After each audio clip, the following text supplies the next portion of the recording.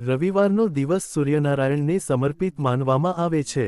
લોકમાન્યતા અનુસાર જો આ દિવસે અચાનક નાગબાપાના દર્શન થાય તો તેને શુભ સંકેત માનવામાં આવે છે।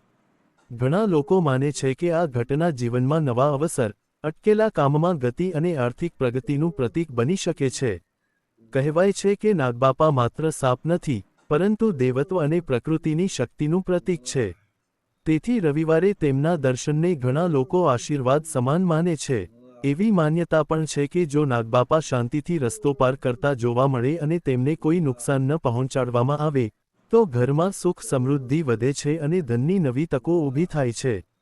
લોકકથાઓમાં વર્ણન મળે છે કે એક ગરીબ ખેડૂતે રવિવારે પોતાના ખેતરમાં નાગબાપાના દર્શન કર્યા। તેણે ડરવાને બદલે નમન કર્યું અને પોતાનો માર્ગ બદલી દીધો।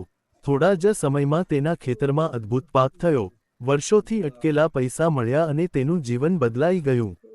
આવી કથાઓ લોકોમાં આ માન્યતાને વધુ મજબૂત બનાવે છે।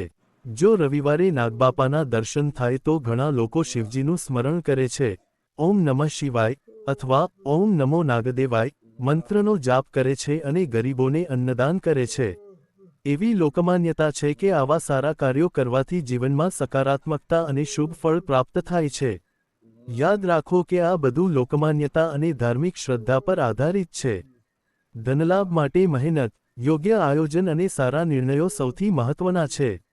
કહેવાય છે કે રવિવારે જો નાગબાપા અચાનક તમારા ઘર પાસે, ખેતરમાં, મંદિરની આસપાસ અથવા રસ્તામાં શાંતિથી દેખાય તો ઘણા લોકો તેને કુદરત તરફથી મળેલો શુભ સંકેત માને છે। લોકવાયકા મુજબ આવા સમયે ગભરાવું નહીં, નાગબાપાને હેરાન ન કરવા અને શ્રદ્ધાપૂર્વક દૂરથી નમન કરવું શુભ ગણાય છે। જૂના લોકો કહેતા હતા કે નાગદેવતા જ્યાં નિર્ભયતાથી વિહાર કરે છે, ત્યાંની જમીન પવિત્ર અને સમૃદ્ધિદાયક હોય છે। તેથી કેટલાક લોકો માને છે કે નાગબાપાના દર્શન પછી ઘરમાં ધીમે ધીમે સકારાત્મક પરિવર્તન જોવા મળે છે। અટકેલા કામ પૂરા થવા લાગે, નવા વ્યવસાયની તક મળે, નોકરીમાં પ્રગતિ થાય અથવા આવકના નવા રસ્તા ખુલવા લાગે, આવી લોકમાન્યતાઓ પ્રચલિત છે। એક લોકકથા અનુસાર, એક વેપારી ઘણા વર્ષોથી સતત નુકસાનમાં હતો। એક રવિવારે વહેલી સવારે મંદિર જતાં રસ્તામાં તેને એક નાગબાપા શાંતિથી રસ્તો પાર કરતા દેખાયા। તેણે કોઈ ભય કે નુકસાન પહોંચાડ્યા વગર હાથ જોડીને પ્રાર્થના કરી। થોડા સમય પછી તેના વેપારમાં સુધારો થયો, જૂના ગ્રાહકો પાછા આવ્યા અને ધીમે ધીમે આર્થિક સ્થિતિ મજબૂત બની। આ કથા ઐતિહાસિક સત્ય નથી, પરંતુ લોકવિશ્વાસનું ઉદાહરણ છે। લોકોમાં એવી પણ માન્યતા છે કે જો આવા દર્શન પછી વ્યક્તિ સત્ય બોલે, મહેનત કરે, જરૂરિયાતમંદની મદદ કરે અને પ્રકૃતિનું રક્ષણ કરે તો જીવનમાં શુભ પરિણામ મળવાની શક્યતા વધે છે।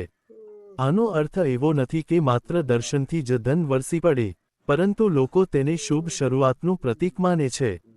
તે પણ તૈયાર કરી શકું છું।